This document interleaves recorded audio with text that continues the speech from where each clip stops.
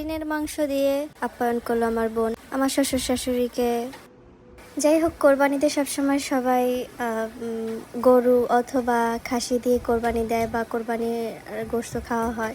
আমাদের হরিণের মাংস খাওয়ারও সৌভাগ্য হলো, আলহামদুলিল্লাহ। এবার কোরবানিদের পরে আমার শ্বশুর শাশুড়িকে নিয়ে বরিশাল গিয়েছিলাম, আমার বাবার বাড়ি। আমার বোনের বারান্দাটা এতটা সুন্দর, একদম সবুজ ফুলে ভরা, সুন্দর সাদা কাঠগোলাপ হয়েছে। আমার এত ভালো লাগছিল। এটা হচ্ছে কলাবতী ফুল। তারপরে ওর বারান্দাটার সামনে অনেক খোলা জায়গা আছে, যার জন্য খুব সুন্দর বাতাস আসে, আর রোদও সুন্দর আসে, যার জন্য ফুলগুলো ফোটে। খুব সুন্দর লাগতেছিল, তাই আমি একটু ভিডিও করে নিলাম। দেখেন কত সুন্দর বাতাস আসতেছে, ন্যাচারাল বাতাস, খুবই ভালো লাগতেছিল। যেহেতু তাদের বাড়ি কুমিল্লা, বরিশাল কখনো যাওয়া হয়নি, তাই প্রথমবার গেল। এবং আমার বোনের বাসায় তাদেরকে দাওয়াত দেওয়া হয়েছিল।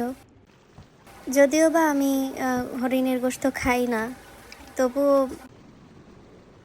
বা এক্সাইটমেন্ট কাজ করতেছিল, কারণ হরিণ তো আমরা সচরাচর সৌন্দর্যের জন্য দেখি, এটার গোশত আবার খাওয়া হয়, এটা একটা অদ্ভুত লাগে। তবুও এই তো আমার বোন আপ্যায়ন করতেছিল।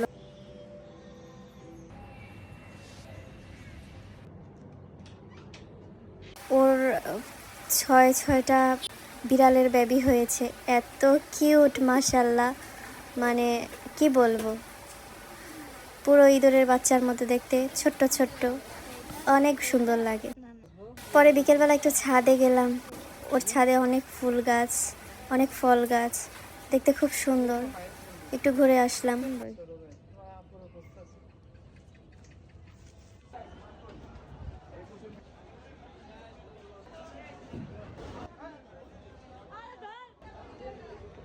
এরপর সন্ধ্যা হয়ে গেল, আমাদের লঞ্চ ছাড়ার সময় হয়ে গেছে, তাই আমরা লঞ্চ ঘাটে চলে আসছি। আমার হাজবেন্ড যেহেতু কুমিল্লার ছেলে, ও কখনো লঞ্চে ওঠেনি, এই প্রথমবার।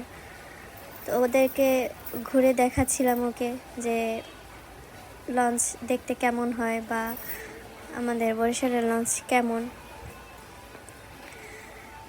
আমরা সিঙ্গেল দুইটা কেবিন নিয়েছিলাম। এরপরে লঞ্চটা একটু ঘুরে দেখতেছি, আমার বোনও আমাদের সাথে গিয়েছিল আমাদেরকে বিদায় দিতে। তো চানাচুর মাখা খাবো না, এটা তো হতেই পারে না।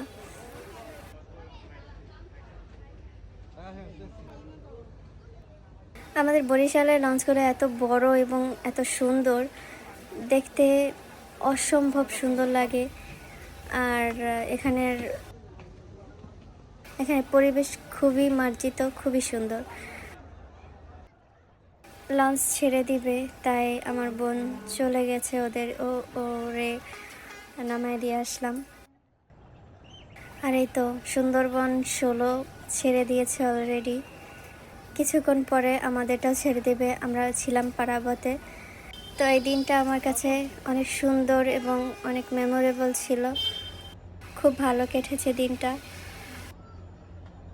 তো যাই হোক, সবাই ভালো থাকবেন, আল্লাহ হাফেজ।